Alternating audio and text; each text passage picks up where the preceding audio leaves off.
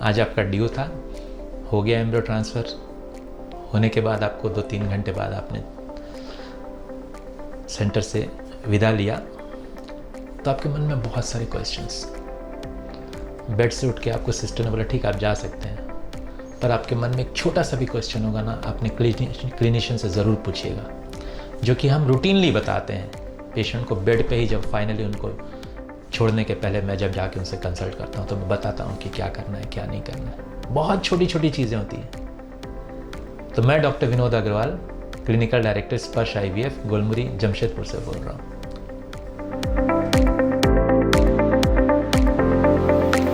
सबसे पहला क्वेश्चन, मेरा घर 2 तल्ले पे है, मैं सीढ़ी चढ़ सकती हूँ क्या? नंबर ऑफ स्टेयर्स या आप किस फ्लोर में रहते हो वो कभी डिटर्मिनेंट नहीं होता ये डिसाइड करने के लिए कि आप IVF करा सकते हैं कि नहीं करा सकते, राइट? तो जो हम एम्ब्रियो ट्रांसफ़र करते हैं ना, एम्ब्रियोज 2-3 घंटा जो आप रेस्ट करते हैं वो उस जगह पे रहेगी, ठीक है? डर रहता है कि हम चलेंगे, सीढ़ी चढ़ेंगे तो कहीं एम्ब्रियो गिर तो नहीं जाएगा नीचे। नहीं होता है ऐसा, डोंट वरी। आप आराम से, हाँ कोई भी भारी चीज़ लेके चढ़ रहे हैं that is not allowed, because वो आपका एब्डोमिनल प्रेशर बढ़ाता है, ठीक है? तो आराम से धीरे धीरे थोड़ा थोड़ा स्टेज चढ़िए, आप आराम से चढ़ सकती हैं, ठीक है? आपका घर, आपका कंसर्न रहता है मेरा 2nd फ्लोर में है, मम्मी रहती है 1st फ्लोर में, नो प्रॉब्लम। आपको थोड़ा सा भी मन में है कि नहीं चढ़ना नीचे सीढ़ी, आप नीचे आ जाइए, नीचे वाले फ्लोर में रहिए, कोई प्रॉब्लम नहीं है। तो वो आपके लिए पहला चीज़। दूसरा चीज़, घर जाके आप ऐसा नहीं है कि एकदम 15 दिन अब अगला bed rest, no it is not like that. 1 से 2 दिन आपने काफ़ी एक डिसेंट बेड रेस्ट ले लिया, that is more than enough. उसके बाद आप आराम से नॉर्मल एक्टिविटीज़ घर का कर सकते हैं, ठीक है? नॉर्मली जर्की ट्रैवल हम लोग अवॉइड करने बोलते हैं, ठीक है? घर पे रहिए, so make your life easy.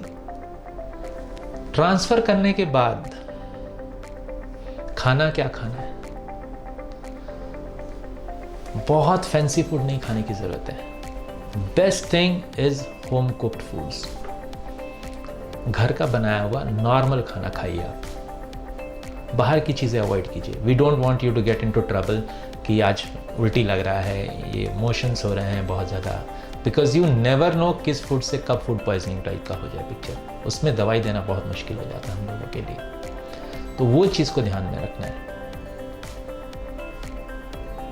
कितना रेस्ट करना है सर? मैंने आपको बता दिया कितना रेस्ट करना है। Normal activities, so normal activities आप कंटिन्यू कीजिए। जब आपका रेस्ट का टाइम होता है आप रेस्ट कीजिए, कोई प्रॉब्लम नहीं है। आपको लगता है थोड़ा सा एक्स्ट्रा रेस्ट कर सकते हैं, एकदम कर सकते हैं। टेस्ट कब करना है? आपको बताया जाता है कि 15 दिन बाद आपका ब्लड टेस्ट होगा, पर आउट ऑफ एंजाइटी 2 दिन बाद से कुछ पेशेंट्स डेली यूरिन टेस्ट करते हैं देखने के लिए 2 लाइन आया क्या, 2 लाइन आया क्या।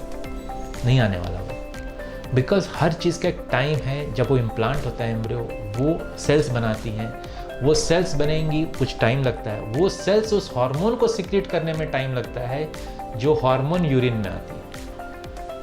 तो इसीलिए दूसरा तीसरा दिन से डेली आप यूरिन टेस्ट करें, अरे negative, tension, please don't do that, मत कीजिए। डेली यूरिन टेस्ट नहीं किया जाता है एम्ब्रियो ट्रांसफ़र के बाद। वो पर्टिकुलर टाइम है, उस दिन जो ब्लड टेस्ट बोला गया है आप ब्लड टेस्ट करा लीजिए। ब्लड टेस्ट हमेशा 100% कन्फर्मेटरी होती है। कार्ड टेस्ट जो होता है वो कुछ परसेंटेज उसमें ना फॉल्स पॉजिटिव भी हो सकती है और फॉल्स नेगेटिव भी हो सकती है। फॉल्स पॉजिटिव मतलब होता है कि आपको प्रेगनेंसी नहीं है पर कार्ड में पॉजिटिव दिखा रहा है। फॉल्स नेगेटिव में आपको प्रेगनेंसी है लेकिन नेगेटिव दिखा रहा है। So that can be misleading, इसीलिए हम हमेशा ब्लड टेस्ट कराते हैं। तो 15 दिन बाद जो आपको डेट दिया गया है वो आपका वेरी इंपॉर्टेंट कि उस दौरान आप टेस्ट ना करें डेली यूरिन टेस्ट। इंटरकोर्स हो सकता है क्या? नॉर्मली अगर हम मेडिकल साइंस के लिटरेचर के हिसाब से जाएं, कहीं पे भी मेंशन नहीं है कि इंटरकोर्स नहीं हो सकता, but better to avoid any pressure और anything like that. So try to avoid an intercourse. Normal bath वगैरह ले सकते हैं क्या? एकदम ले सकते हैं।